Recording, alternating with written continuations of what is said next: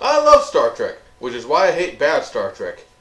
And here we are, as promised, it's time to cover that awkward first part of the movie franchise that everyone looks down upon, has a lot of flaws, is pretty slow, and includes the initials T, M, and P.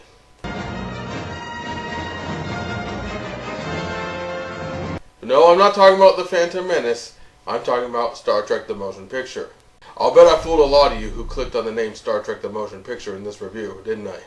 People have talked about the flaws of Star Trek the Motion Picture for years, and I'm pretty much in agreement with them, but let's go point by point through this movie. Why am I doing it for Not Our Savior Month? The connection is there. There is a theme that's relevant to Not Our Savior Month, and more importantly, it's time to give you guys an Easter gift. I don't know what to say. Well, you could say thank you. Thank you. This is NOS, MOV, the motion picture.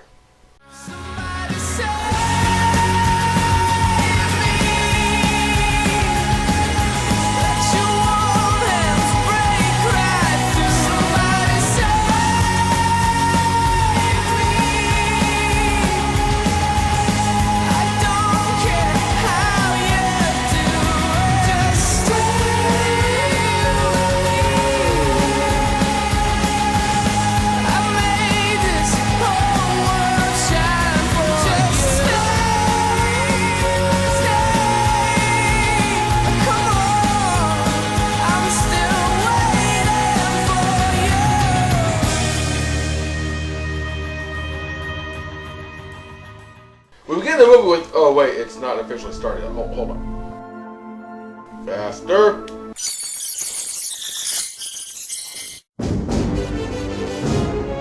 Still going. And after almost 5 minutes of nothing but music and credits, 5 minutes, the movie actually starts. And it's off with a roar.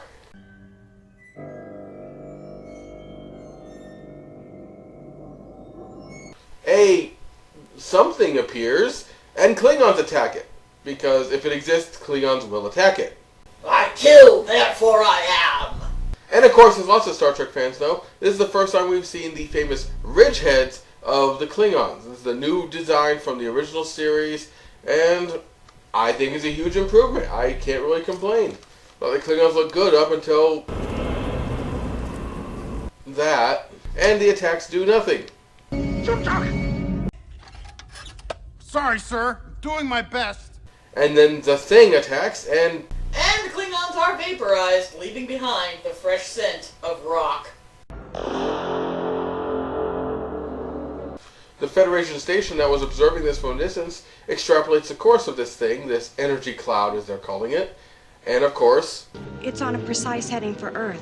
Meanwhile, on Vulcan, Spock has long hair and senses something off in the distance. Oh no, he's becoming Troy! No, we'll see Troy later in this movie. Oh no. Apparently, after the 5-year voyage of the Enterprise ended, Spock decided to come to Vulcan and have the Kolinar ceremony.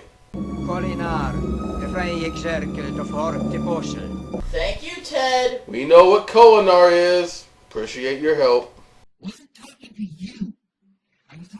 Spock's about to be given a medal to show he has no feelings, and then he refuses it. So the priestess melds with him and detects that this mind is calling him, some presence off in the distance. And so says Spock needs to go find this presence. Then we cut to San Francisco and the introduction of James T. Kirk. And I've got to say, honestly, this is a pretty good introduction of him. He meets with Sonak, the Vulcan science officer who's been assigned to Enterprise, and there we find out that Kirk himself is planning to be in charge of Enterprise and go with it when it launches on this mission to intercept this cloud. The Enterprise has spent the last 3 years being refitted and upgraded, so it's almost a completely different ship. Kirk beams aboard the space dock where the Enterprise is getting fixed up, and things are tricky. The transporter almost failed them. So Scotty gets in the little shuttle hopper, and it's off to board the Enterprise. And Kirk says... The only starship in interception range is the Enterprise. Wait. The only starship in range of Earth is the Enterprise? They gave her back to me, Scotty. Gave her back, sir? I doubt it was that easy with Nagura. You're right. Well, any man who could manage such a feat I would not dare disappoint. She'll launch on time, sir. Moments like this are actually good, and this is where the movie is excellent. The problem is there's so much padding in between. What padding is that, you ask, even though you already know, probably? A scene like this one.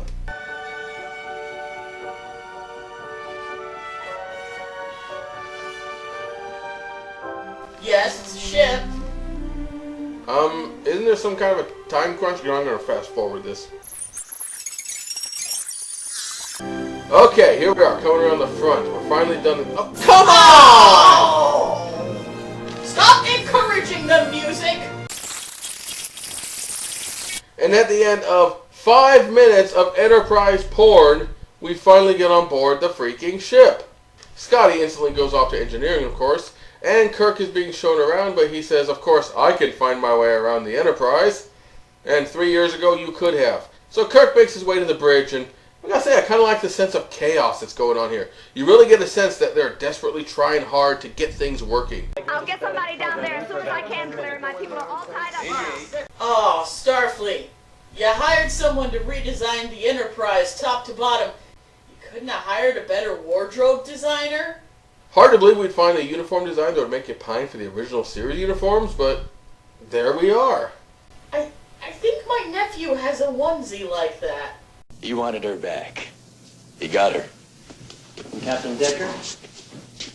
He's been with this ship every minute of her refitting. Ensign, the possibilities of our returning from this mission in one piece may have just doubled. From squat to squat and a half. Meet Will Decker, son of Matt Decker. In case you haven't met Dad. Right out of hell, I saw it. Yeah, Will's a little more professional. Don't you think I know that? Surprisingly, this has never come up before, but thanks to Stephen Collins and his own enjoyable past, we can now finally use the Wheel of Pedophiles! And let's go! What are ya? Roman Polanski? So Kirk takes Decker aside and gives him the bad news that not only is his first command been taken from him, but now he gets demoted just so that there's not another captain to compete with the admiral in charge. You personally are assuming command? Yeah. Hey, ladies. Jim Kirk. Will Decker will be spending the entire movie getting dumped on by everyone. This is an almost totally new Enterprise. You don't know her a tenth as well as I do. That's why you're staying aboard. My ego is too big to have any competition. I remember when you recommended me for this command. You told me how envious you were and how much you hoped you'd find a way to get a Starship Command again. Well, sir, it looks like you found a way. I don't like to lose. And to break up this awkward moment, the transporter goes down right as someone's beaming up. It's Sonak, who gets himself scrambled. Yeah, this guy has never had much luck with the transporter. I sense a distressing lack of enthusiasm on your parts. Also in the novelization, the other person here was Lori, Kirk's girlfriend. That'll wait. He's taking it well. What we got back didn't live long, fortunately. And it exploded. There was nothing you could have done, Rand. It wasn't your fault. No, it's your fault, Kirk. That's obvious. You took the controls from her. Of course it's not her fault. Why would anyone even think that? Man, Kirk is not coming off well so far in this movie. Give him credit for making their chief hero look like an ass. On purpose this time. And Mr. I know the way wherever I'm going is lost and has to ask for directions. Turboshaft 8. Back that way, sir. It's too bad the ship's not a mall and can tell you where to go. Lieutenant Commander Data, now located in holodeck area 4J.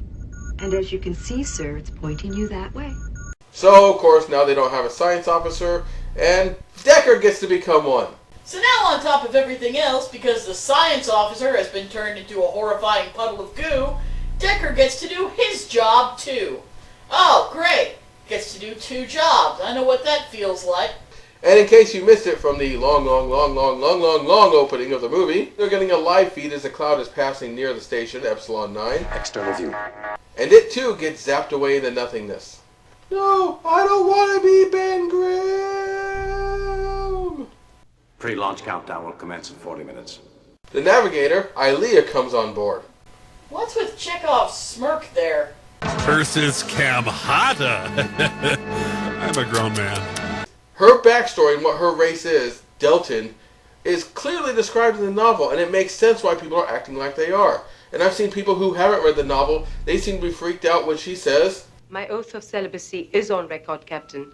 And I can't blame them, because that seems to make no sense whatsoever. It seems more about, I know you, Kirk, and boy, I'm not going to be screwing you. But what this really is Deltans are supposed to be, you know how everyone in Star Trek is a planet hats? These are the free love aliens. These are the planet of sex aliens. I know, we had to do that.